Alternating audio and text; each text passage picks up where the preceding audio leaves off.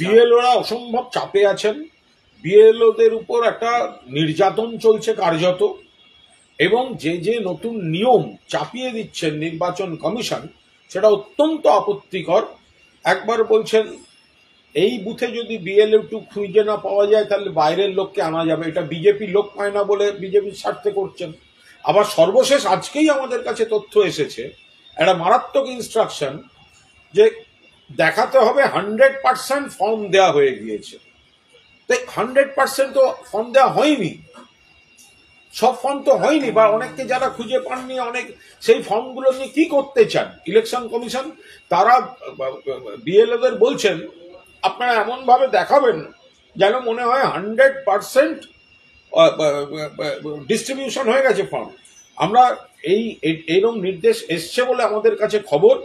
এবার এটা কতটা সত্য কি কি হয়েছে আমরা খতিয়ে দেখছি। একাধিক বিএলও জানিয়েছেন যে এই ধরনের খবর এসছে, অথচ তারা বাড়ি গিয়ে যাকে হয়তো দেখতে পাচ্ছেন না তার বাড়ি আর একবার যেতে হবে, কেউ মারা গেছেন বা এরকম ধরনের এরকম বেশ কিছু ফর্ম তো কার্যত প্রত্যেক বুথেই 100% লোককে তো হাতে ধরে দেওয়া সম্ভব হয়নি। তো সেই 100% অথচ দেখাতে হবে বলছে 100% দেওয়া হয়েছে, এরকম মেসেজও নাকি বিএলওরা পেয়েছেন, আমরা খতিয়ে দেখছি। পার্থ চ্যাটার্জি থেকে নানা রকম বিতর্কিত মন্তব্য করছেন, যে বলছেন যে কষ্ট হয়েছে শুধু এটুকু জেনে যে বুটাস তুললো, কে বুটাস খুঁজে বের করতে হবে। এই যে তিনি একটা দ্বন্দ্ব তুলে ধরছেন যে তার বিরুদ্ধে কোনো ষড়যন্ত্র হচ্ছে।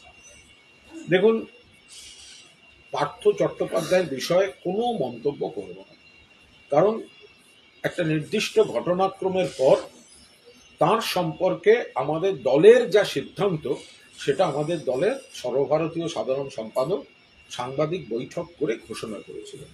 তো যতক্ষণ না নতুন কোনো সিদ্ধান্ত হচ্ছে ততক্ষণ এই বিষয়ে আমরা কেন কথা বলবো?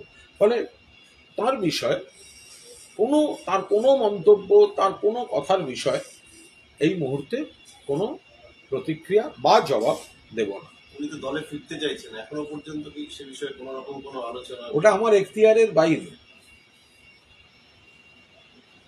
গতকাল থেকে মাটিগাড়া, দিনাটা, নবগ্রাম বিভিন্ন এনআইএ রেড হচ্ছে, একদিকে ইডি। দেখুন, আবার এই সিবিআই, ইডি, এনআইএ এই ভোট আসার পরিস্থিতি তৈরি হলেই সিবিআই, ইডি, এনআইএ এগুলিকে বা বিভিন্ন কমিশন এগুলোকে নামিয়ে দেয় বিজেপি, এবং এনআইএ দিয়ে ডেকে ডেকে বিভিন্ন কেসে নাম জুড়ে দিয়ে বলা হয় এলাকা থেকে চলে যাও, এতে কাজ করো না, অমুক করো না, তমুক করো না। তৃণমূলের সংগঠকদের হ্যারাস করা হয়।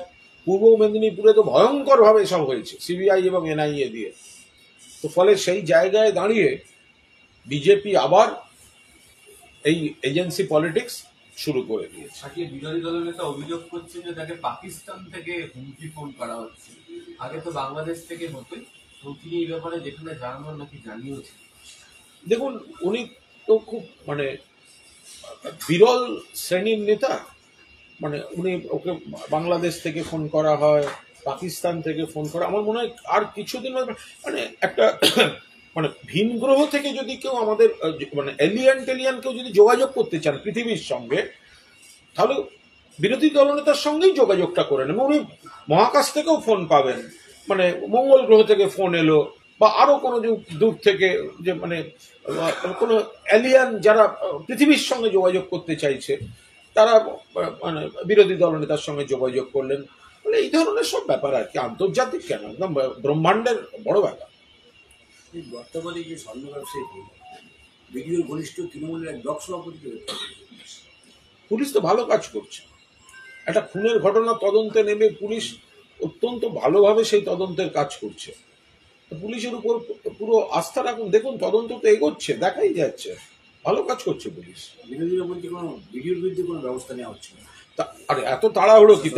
তার মানে ধাপে ধাপে পুলিশ নিশ্চয়ই এগোচ্ছে, যেখানে তথ্য প্রমাণ আছে ব্যবস্থা নিচ্ছে, যেখানে তথ্য প্রমাণের অভাব সেখানে একটু সময় নিচ্ছে। রোজ আওয়ারলি বুলেটিন দেওয়া তো পুলিশের কাজ হতে পারে না একটা খুনের তদন্তে নেবে। যে বিরোধীরা, আমি খুন যখন তো পরের কথা, ওটা বিজেপি রাজ্যগুলোতে একের পর এক খুনিরা বাইরে ঘুরে বেড়ায়। বিলকিসের পরিবারের খুনি আর গণধর্ষণ যারা করেছিল তারা জেল গেট খুলে বিজেপি বার করে দেয়, সুপ্রিম কোর্টকে আবার ফিরিয়ে আনতে হয়। আর যারা সোনার মেয়ে কুস্তিগিরদের শ্লীলতাহানি করা এমপিকে নিয়ে প্রধানমন্ত্রী, স্বরাষ্ট্রমন্ত্রী পার্লামেন্টে বসে থাকেন, সেই বিজেপির মুখ থেকে বড় বড় কথা শুনবো না। একটা গাড়ি নিয়ে 7 ঘন্টা দিল্লি পৌঁছলো, ইন্টেলিজেন্স বিভিন্ন জায়গায় সিসিটিভিতে ধরা পড়ছে। দেখুন, আপনারা একটা জিনিস পরিষ্কার বলি, বিজেপি সরকারটাকে বুঝুন। কৃষক বিরোধী নীতির বিরুদ্ধে কৃষকরা আন্দোলন করছিলেন। কৃষকদের দিল্লিতে ঢুকতে দেয়া হবে না বলে কৃষকদের, যারা আমাদের খাওয়ান, গোটা দেশের মেরুদণ্ড, কৃষকদের আন্দোলন জনবিরোধী, কৃষক বিরোধী কৃষি নীতির বিরুদ্ধে। তো কৃষকরা যখন আন্দোলন করছিলেন দিল্লিতে ঢুকতে দেবে না বলে, নরেন্দ্র মোদী, অমিত শাহের পুলিশ জলকামান থেকে শুরু করে রাস্তায় লোহার শিক পুঁতে দিয়েছিল।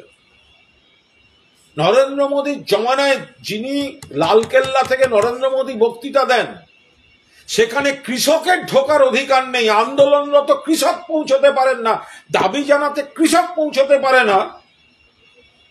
কিন্তু আপনাদের ইন্টেলিজেন্সকে ফাঁকি দিয়ে বিস্ফোরক বুঝাই গাড়ি পৌঁছে যায় লালকেল্লায়।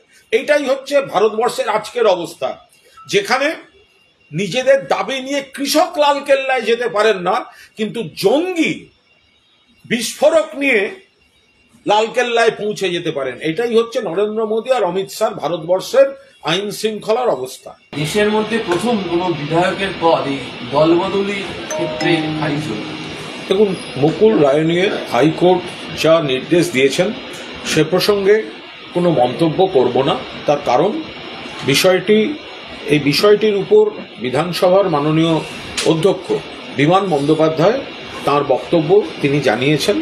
ফলে হাইকোর্ট যেটা বলেছেন মুকুল রায়ের বিধায়ক পদ খারিজ ইত্যাদি, ওই নিয়ে এই মুহূর্তে এখনই কোনো মন্তব্য করব না। আর মুকুলদা শারীরিকভাবে খুবই সংকটজনক অবস্থায় আছেন, তাঁর দ্রুত আরোগ্য কামনা করি। আর মুকুলদা তো নিজেই কনফিউজ ছিলেন কোন দলে আছেন, তো সেই কনফিউশন এই তদন্ত করতে গিয়ে মামলা ও মোকদ্দমার কাগজে এই কনফিউশন কোর্ট চত্বরেও সঞ্চারিত হয়েছে। তো ফলে কাগজে কলমে দিনের শেষে বিজেপির একজন এমএলএ কমেছে, তৃণমূলের কি ক্ষতি হবে? তৃণমূলের কোনো ক্ষয়ক্ষতির ব্যাপার নেই। কিন্তু এই কোর্টের রায় বা এই বিষয়টির উপর দাঁড়িয়ে কোনো মন্তব্য করব না। বিজেপির এ বিষয়ে কথা বলার কোনো অধিকার নেই, কারণ যে বিজেপি একের পর এক রাজ্যে অন্য দলের বিধায়ক ভাঙিয়ে যারা সরকার গঠন করেছে, এই রাজ্যেও 21 সালে মনে নেই যোগদান মেলা কারা করেছিল? যোগদান মেলা এই রাজ্য আমাদের তৃণমূল থেকে বা অন্য দল থেকে যাদের নিয়েছে, তো তারা নীতিজ্ঞান শোনাবে। সারা ভারতে যারা দলবদল করে সরকার গঠন করছে, দলবদল করানোর জন্য সিবিআই ইডিকে ব্যবহার করছে, তো তাদের মুখ থেকে এখানে কোনো বড় বড় কথা শুনবো না।